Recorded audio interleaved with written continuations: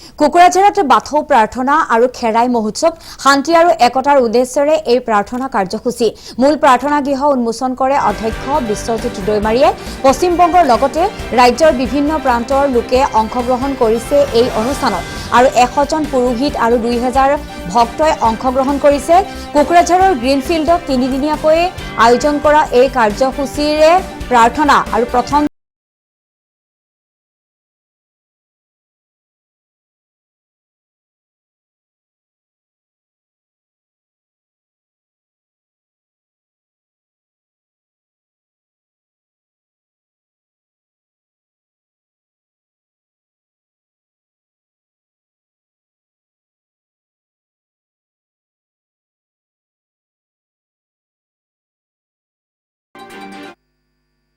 প্ৰাৰ্থনা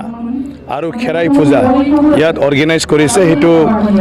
3 দিনৰ কাৰণে কৰা হৈছে 3 দিন আৰু ৰাজহুৱাভাৱে 2 দিন হেতু হ'ব আজি পূজাৰীসকলে প্ৰথম থানটো পবিত্ৰ কৰাৰ লগতে কি কাৰণত এইটো দিয়া হৈছে হেতু ঈশ্বৰক মানে তেওঁলোকে অৱগত কৰিব তেওঁলোকৰ যেটো ট্ৰেডিশনেল সিস্টেম হেমতে অহাকালি ৰাতিপুৱা 9টাৰ পৰা কণ্টিনিউ পৰখি সন্ধিয়ালৈকে এই পূজাটো হৈ থাকিব পূজা প্ৰাৰ্থনা আৰু খেৰাই গতিকে ইয়াত হেতু অৰ্গেনাইজ কৰাৰ মূল কাৰণটো হ'ল কি আমাৰ সমাজৰ মাজত বা মানৱ সমাজৰ মাজত একতা শান্তি হেবোৰ যেন সদায় থাকে সবৰে জীৱন সুখৰে যায় কাজিয়া পেছাল হেবোৰ যেন নাথাকে ইয়াৰ কাৰণে যেন বাথৌ বৰায়ে সকলোকে শক্তি প্ৰদান কৰে সকলোকে আশীৰ্বাদ দিয়ে সকলোৰে মনোকামনা যাতে পূৰণ হয় সুখীৰে তেওঁ মানে জীৱন যাপন কৰিব পাৰে সেই উদ্দেশ্যত এই যেটো মহাপ্ৰাৰ্থনা আৰু খেৰাই এই পূজাটো ইয়াত ৰাজহুৱাভাৱে অনুষ্ঠিত কৰা হৈছে এটা অৰ্গেনাইজিং কমিটিৰ জৰিয়তে প্ৰায় 1000 মানুহে ইয়াত পূজা পাঠ কৰি থাকিব ইয়াত প্ৰাৰ্থনা কৰি থাকিব বাকি যিসকল মানে লোকে বিচাৰে বা ভাবে যে এবাৰ দৰ্শন কৰো এবাৰ আহো বা অলপ খবৰ লওঁ অলপ নিজৰ মনোকামনা মানে পূৰণৰ কাৰণে ইয়াত বৰাই বাথৌক অকণমান মানে শ্ৰদ্ধাঞ্জলি দিওঁ তেনেকুৱা ধৰণৰ মানুহে আহা যোৱা চলি থাকিব যাৰ যি এটা বিশ্বাস আছে কিন্তু ইয়াত হ'ল যেটো ৰাজহুৱাভাৱে মহাপ্ৰাৰ্থনাৰ আয়োজন কৰা হৈছে এই মহাপ্ৰাৰ্থনা আয়োজনটোত আমাৰ দৌৰিবলৈ কয় আৰু বাকি যিসকল মানে প্ৰাৰ্থনা কৰে আমাৰ মাইনাও বা তেনেকুৱা ধৰণৰ আমাৰ মানে তেওঁলোকক কোৱা হয় তেওঁলোকে প্ৰায় আপোনাৰ 1000 মান মানুহে ইয়াত মানে কন্টিনিউয়াছলি তেওঁলোকে প্ৰাৰ্থনা কৰিব অংশগ্ৰহণ কৰিছে যে বাথৌ মহাসভাৰ যেটো শান্তি আৰু ঐক্যতাৰ বাবে এটা প্ৰাৰ্থনা আয়োজন কৰা হৈছে বড়োসকলৰ নিজস্ব ভাষা সাহিত্য সংস্কৃতি প্ৰতিটো আছে আৰু নিজস্ব ধৰ্ম আছে এই ধৰ্মটো এতিয়াৰ ধৰ্ম নহয় 5000 বছৰৰ আগৰে পৰা বড়োসকলে সকলোৱে ৰাজা মহাৰাজা সবেই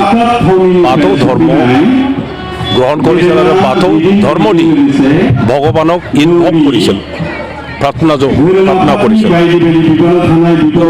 সময়ত বাথৌ ধৰ্মাৱলম্বীয়ে বিভিন্ন কাৰণত অন্য ধৰ্মত ৰূপান্তৰ হোৱাটো আমি দেখিবলৈ পাইছোঁ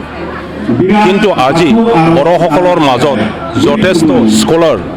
শিক্ষিত মানুহ ওলাইছে আৰু সেইটোৰ কাৰণে নিজৰ যেটো পুৰণি ধৰ্ম এই ধৰ্মটো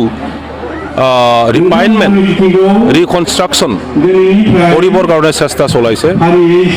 এতিয়াৰ সময়টো হ'ল এই ধৰ্ম বাথৌ ধৰ্ম এটা ৰিফৰ্মেশ্যনৰ এটা সময়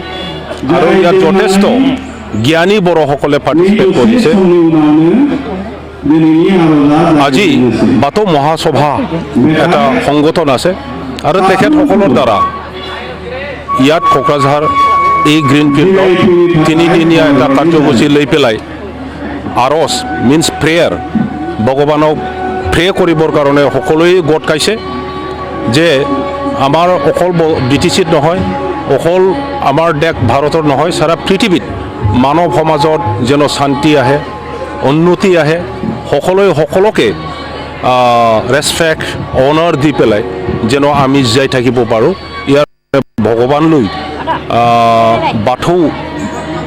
ধৰ্মৰ দ্বাৰা সকলোৱে প্ৰে কৰিবৰ কাৰণে ইয়াত গোট খাইছে মই আশা কৰোঁ ইয়াৰ দ্বাৰা মেছেজটো যাওক সকলো মানৱ জাতিলৈ কি সকলোৱে যেন